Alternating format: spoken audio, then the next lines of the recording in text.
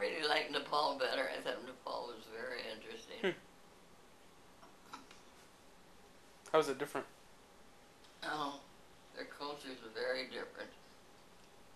The guy who, you know, guides are very highly paid. So you get very classy people to be your guide. And this guy who had a very fancy sports suit, he said that the culture is such that you're never really married to one person. Huh. That you all kind of live together. Now, I don't know if that's true or not, but it was apparently true for him and his family. So there were just a bunch of men and women that lived together? Apparently. Huh. He was the birding guide, or he was the He was traveling a birding guide. He was pretty good. How was the transportation in Nepal? Well, we always have a bus or whatnot. You know, it's always private for us. But the roads? Doesn't make any difference. The roads are pretty good. Okay. We went up into the Himalayas. Wow. Are there a lot of birds up in the... Not a lot, but some. You know, after you get to 5,000, it gets harder and harder to find birds. Srinagar is where we were. Schwinnigar. Up in near the border with Pakistan. And that's where all the fighting is going on. Yeah. And there's a lot of Muslims up there. But there wasn't a lot of fighting. I'm There sorry? wasn't fighting when you were there. We could hear the guns. Really? You bet we could. Well, we went up into a very... It was really a skiing resort above Srinagar. And we were up there about 3 days. And Srinagar, I suppose, about a week. It was very cold. I had taken along a red down coat that I'd had for a long time. It was ugly, worn out. And I gave it to one of the guys that came in they sneaked in every morning and built you a fire before you got up. And it had a wood burning fire, stove. They all came with sleds when we arrived. And nobody wanted to take a ride on a sled. Yeah, that wasn't our style. Right. And I heard one say to the other, I thought that when the Americanos arrived that we'd have some money, some free money, but good. And that isn't what happened. Huh? There was a lot of snow? They wanted to take you on Oh, sleds? there's a lot of snow up there. Yeah, it's the Himalayas. Yeah. A lot of snow. Sure there is. Did you see any other wildlife besides the birds? No, but there was a big lynx skin that they kept trying to sell to people. And it would have made a great coat. But I suspect you'd never got it in the U.S. Yeah. But sure, there were all kinds of animals up there. We didn't see a lot of them. There were regular people that you went on trips with? Well, that trip was, yeah, it was Victor Emmanuel or No, I mean Roseanne Roulette, right? I mean people that you were. Oh, that were you on the mean trip that with you.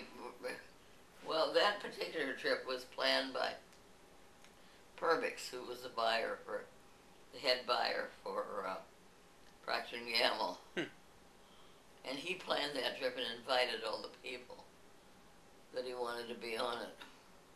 So it was very pleasant. We had a good time. And the main place we stayed in India, which was really great, was a park, a national park. And it was with streams of water all through it. And there were all kinds of birds and animals and whatnot, always down there early in the morning, drinking and start their day. You've seen a lot of the world. Yeah. It was fun Mhm. while it lasted. Mhm. The only continent you haven't visited was Antarctica, right? Never got Antarctica. You were trying to plan a trip, but then Bambi's... No, never did. No. There were too few birds for the amount of money you spent. Yeah. It's very expensive to go to Antarctica. Yeah. And Frank, although we would have seen a lot of birds, he would have only added a few to his list. Huh. He would have gotten the emperor penguin. You know, we went to the Falklands, and that's just above there. Right. Must have gotten most of them. And we got a few of those penguins. Mm-hmm. Yeah.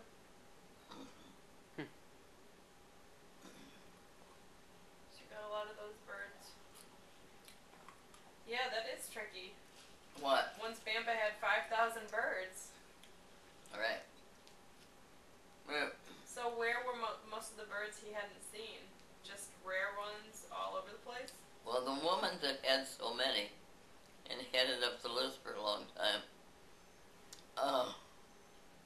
would find an isolated bird on an island and go to that island and find that bird. Mm-hmm. And we certainly did some of that, but not a lot. Yeah. We didn't have as much money as she had. Yeah. That cost money. Yeah. Mhm. Lots of time too. Go to all those islands. There must have been some in China and... What? There must have been some in China and... Yeah, Vietnam but and I places guess like there that. are trips now that go to China. But China, has never been. They've always eaten their birds, so there's never been a lot of Chinese birds. Mhm. I don't know, but that's what I've always been told. But he went with a guy. Maybe I've told you this before. Who was a professor of literature, and I think New York University. And he wasn't a birder at all. And somebody said to him, "How come you go on birding trips?" He said, "Well, I like the kind of people the birders are." I told that before. No. Like the people birders are. And I like the places they go. There you go. Margot Merrick, who was probably a better birder than we were, never went on any kind of a birding trip. She just birded locally.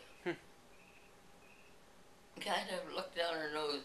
We went to Hawaii with them, Where's and that? Frank and Margot kind of planned the trip.